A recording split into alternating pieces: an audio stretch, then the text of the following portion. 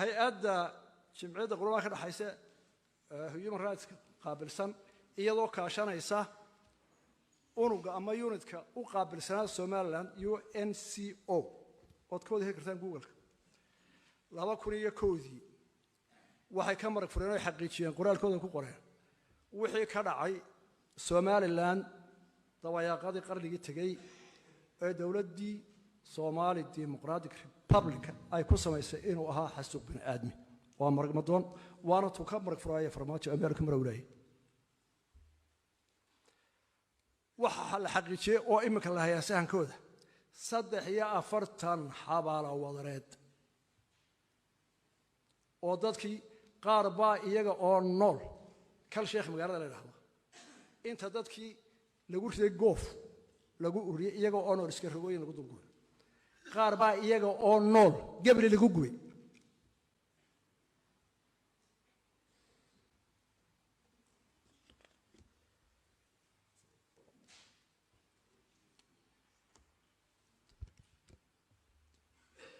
waxaa soo dhanka suuqa iyadoo waxaa soo dhameeyeen 18 May Somaliland burcay isugu timid markay aragtay Somaliland wax garadkeedu ugu dhamaa markay aragtay inaanu jirin axdi midaya Soomaaliya Somaliland oo dhammaystiran oo caalami oo sharci qabanaya ah markay aragtay sida dawladdii Soomaaliya ee la yiri hal doonashatii Soomaaliyeed loogu hongoobay in shan Soomaaliyeed helaan waliba u tashaday markay Somaliland aragtay in dawladdii Somali Democratic Republic ay si toos ah uga noqotay balantii ahayd shan Soomaaliyeed hal doono markay aragtay Somaliland ay garowsatay burburka iyo dulmiga iyo dilka iyo dhaca iyo xumaynta loo geystay iyada oo madax dhaqameedkeeda siyaasigeeda suldaankeeda jabhadkeeda ciidan beeleedkeeda isu dhan waxay go'aansatay in dalka lagu soo celiyo halkii uu joogay 26 Juun 1960 oo noqdo gaar u taagan waa rabitaanka shacbiga waa codka ugu weyn ee xaqiijin kara waa codkii maalintii hore shacbiga Somaliland yiri shuruud aan lagu geeyay xamar la yaa garaad waa dadkii lahaa midnimada la doonaya waxba gurgurtada Soomaaliya la soo doonaya maanta waxay leeyihiin maya waanu eednay ku noqon mayno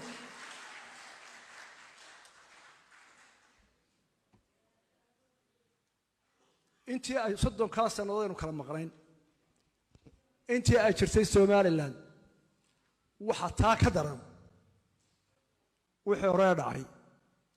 30 sano dawladii Soomaaliya isaga dambeeyay ee taa maanta ku jirta dagaalkay hore ka adag oo caalamka oo dhan ah ayay u galeen inaanay Somaliland hirgin inay cunaqabateeyaan inay adduunka dhan ka hor joogsadaan oo aad muddo Somaliland inay ahayd qolo ay adoonsadaan oo qool gaar ah ku xidheen ay adduunka dhan la mareen oo aanay Somaliland yeelayn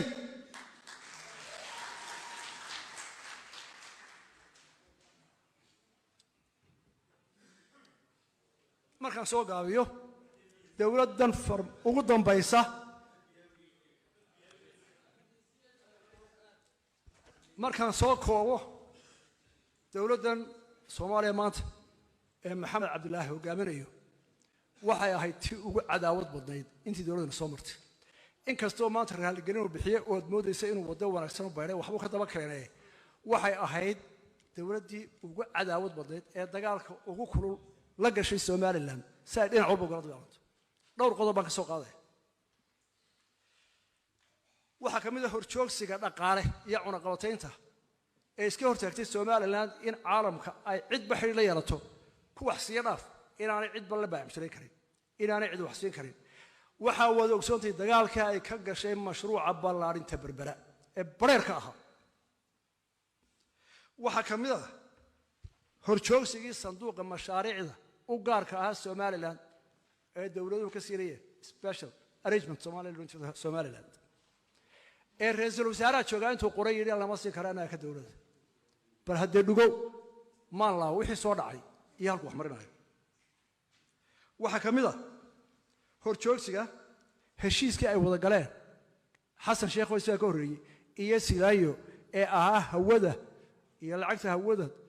ee aan wada lahayn in la qaybsado oo qoraal ku aqoolo walba intay qaadanaysa sida loo maamulayo oo ay ku doodeen ikaw annagana la ictiraafsan yahay cid kale lama hadli karo oo ilaa maanta xaniban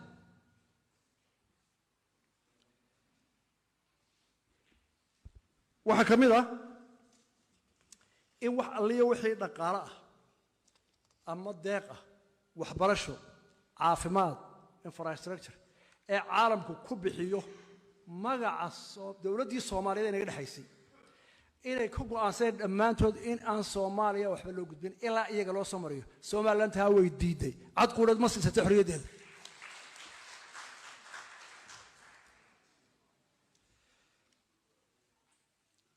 waxa kamid ah inay dagaal la gasho oo xidhiidhka u geyso dawlad kasta iyo hay'ad kasta oo xurmayso ama maamusta Somaliland qaran ahaan iyo qof ahaanba tusaale waxa inoogu filan inay gini cilaaqaadka u jirtay markay magaca Somaliland iyo shacabka Somaliland karaama iyo maamus muujisay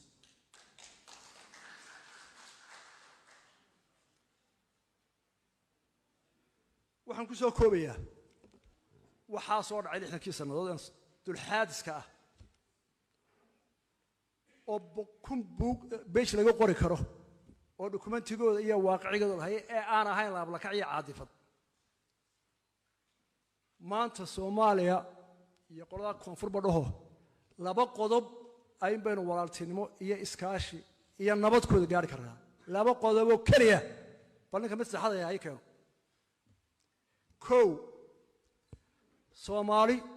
Soomaaliya qolada koonfureed inay xishmayso oo xurmayso go'aankii shacbiga Somaliland iyo xaqa ay u leeyihiin inay go'aankooda iyo rabitaankooda kaga baxaan midowgii ay sida toddobaadnimada u galeen ee shacbiga Somaliland gaaray 18 May 1991 inay ixtiraamaan kaliya ayaynu ku heshiin karnaa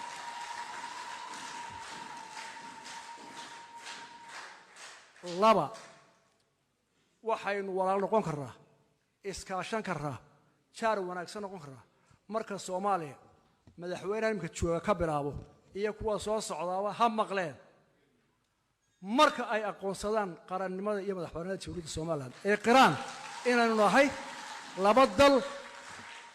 oo midoobay iyaga oon isqasbin oo frontier ah maantana si xor u kala baxay taasi waa conclusionka iyo axadigi Soomaaliland gaadhay barco distoorkeenu inuu ku dhisan yahay qof kasta dalka hogaamiyana uu ku qasbay aanu kala xaleexan karin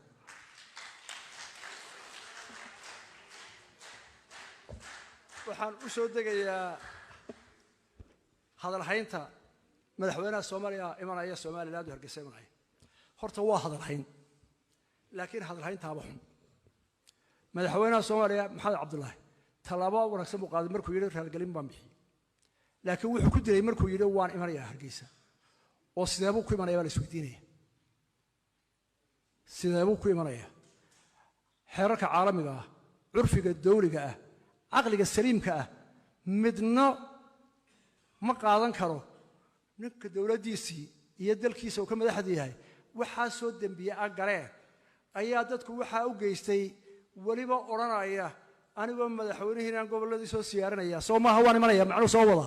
soo inta maaha oo taameen aqbalaynaa maya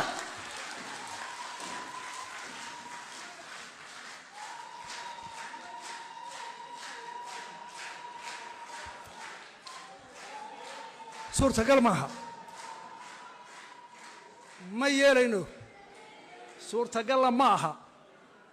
waxaan ku talin lahaa maxamed madaxweynaha Soomaaliya talaabo cabad qaad raalgelin baad bixisay waxaan u qaadanay inaad nabad iyo aqlida ay soo socoto laakiin ku iibsan mayno erf laga yiri waan soo siyaarinaya taasi waxay dhalinaysaa caro horle iyo colaad horle iyo cadaawad inaan u baahnayn oo bilaw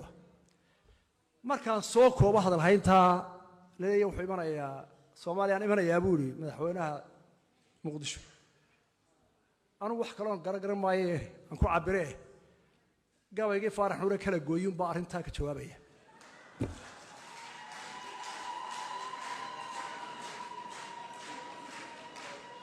faarax wuxuu yidhi qosol beena foolal qayaxan qiilan garanayo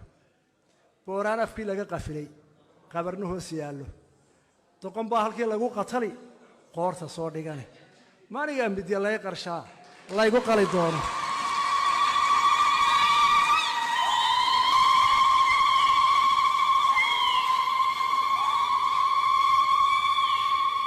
qoontiiba lama baananine qarayara nabaddu waryaara kala quusanaya qomamalaada wasalaamu calaykum waraxmat ullahi wabarakaatu